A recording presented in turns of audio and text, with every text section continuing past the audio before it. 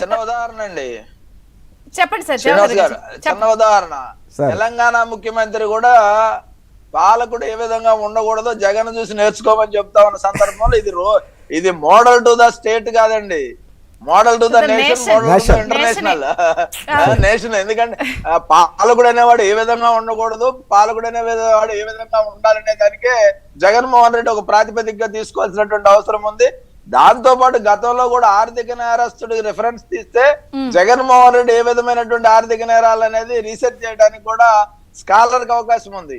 ఇది కూడా ఖచ్చితంగా ఒక స్కాలర్ రీసెర్చ్ చేస్తే లోపాలు బయటపడి రాబోయే రోజుల్లో మంచి షెల్ కంపెనీలు క్విడ్ ప్రోకో మీద ఏదో ఇతర దేశాలు రీసెర్చ్ చేస్తే ఇప్పుడు ఇది ఎలా అనేది గవర్నెన్స్ మీద ఒక రీసెర్చ్ ఏమో. సత్యమూర్తి గారు, ఒకటి రాబోయే 5 ఏళ్ళు ఇదే స్ఫూర్తి కొనసాగించాలి అన్నప్పుడు కొన్ని ఛాలెంజెస్ ఉన్నాయి. సో మనం అన్ని ఆహా ఓహో అనడానికి కూడా కాదు ఇక్కడ కూర్చుంది మనం.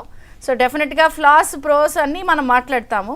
సో రాబోయే 5 ఏళ్ళు స్ఫూర్తి కొనసాగించడానికి ఇదే స్ఫూర్తి చెప్పి ఉన్నటువంటి ఇబ్బందులు కానీ ఛాలెంజెస్ కానీ ఏమనుకుంటున్నారు మీరు?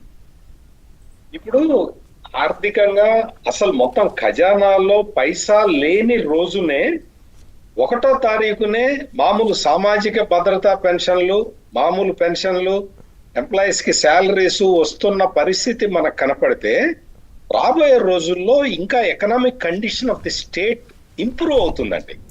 ఇందులో ఎటువంటి సందేహం లేదు. అందువల్ల మనం ఏంటంటే ఇక్కడ మనం చూడాల్సింది ఇప్పుడు ఈ వెల్త్ క్రియేషన్ మీద ఆల్రెడీ వెళ్ళిపోతున్నారు కదా. ఇప్పుడు పోలవరం ప్రాజెక్ట్ మీద అంత ఇంటెన్సిఫైడ్ కాన్సన్ట్రేషన్ చూపించటమే ఈ వెల్త్ క్రియేషన్ లో పార్ట్ అండి. ఇప్పుడు ఫారెన్ వీళ్ళందరూ వచ్చేసి ఈ మొత్తం ఈ పోలవరం ప్రాజెక్ట్ కి సంబంధించిన లోపాలన్నీ సరిదిద్దే ప్రయత్నం చేస్తున్నారు చూసారా. వెల్త్ క్రియేషన్ అంటే ఇదే. వెల్త్ క్రియేషన్ అంటే ఇవన్నీ కూడా in the matter of span of 15 to 20 days ఏదో అంటారు కదా, రుకో సబర్ కరో జరా రుకో రే అన్నట్టు. నిజంగా అలాగే ఉన్నాయి మ్యాటర్ ఆఫ్ 20 days లో ఇవన్నీ. ఎగ్జాక్ట్లీ. ఇవన్నీ కూడా ఇప్పుడు నెక్స్ట్ ఫేజ్ లో రాష్ట్రానికి ఇన్కమ్ పెరగబోతున్నదండి. అంతవరకు అయితే ఖచ్చితంగా చెప్పచ్చు మనం.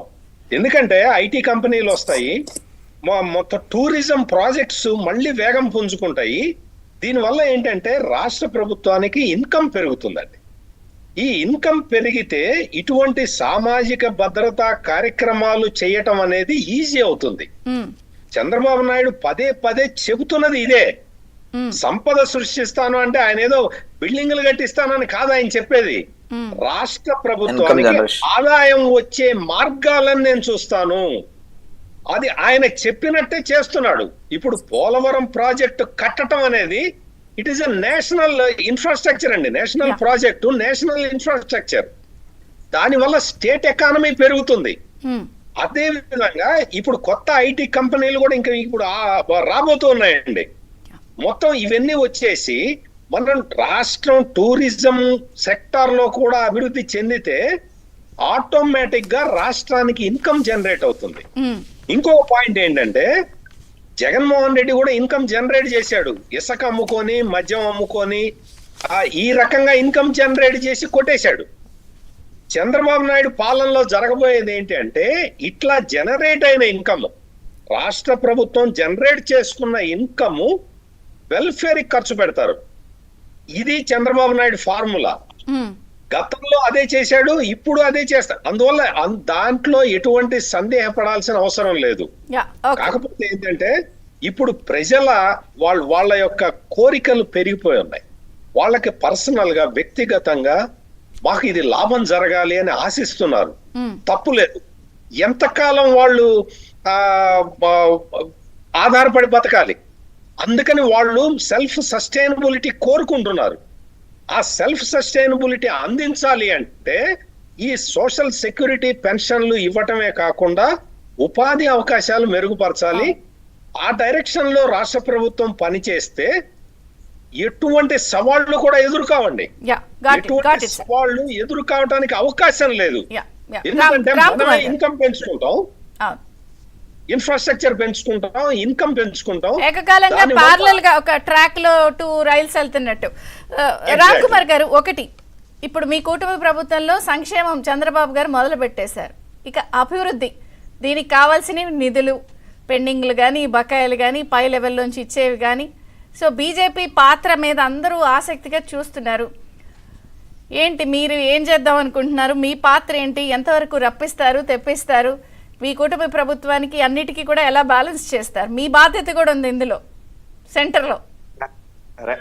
తప్పకుండా అండి. ఇప్పుడు మీకు ఒక ఫోటో పంపాను చూడండి. ఇందాక మీరు తీసేయడాల గురించి మాట్లాడినప్పుడు మచిలీపట్నంలో ఫరీన్ అని ఒక దివ్యాంగుడు పెన్షన్ కూడా తీసేసారండి. అది చూడండి. అంటే ఇప్పుడు ఆటో నడుపుకునేవాడికి కూడా 4-వీలర్ ఉందని తీసేశాడు. ఇవన్నీ కూడా ఖచ్చితంగా రాజకీయ కక్ష సాధింపు చర్యలతో కూడా కొంతమందిని తీసేశారండి. ఇవన్నీ కూడా వెనక తీసుకొచ్చి పెన్షన్ లోపల చేస్తారు. మరి ఇంకేంటి మీ పాత్ర ఏంటి? నిధులు పైనుంచి ఎంత లెవెల్లో తెప్పిస్తారు? భారీగా ఎంత డంప్ చేస్తారు?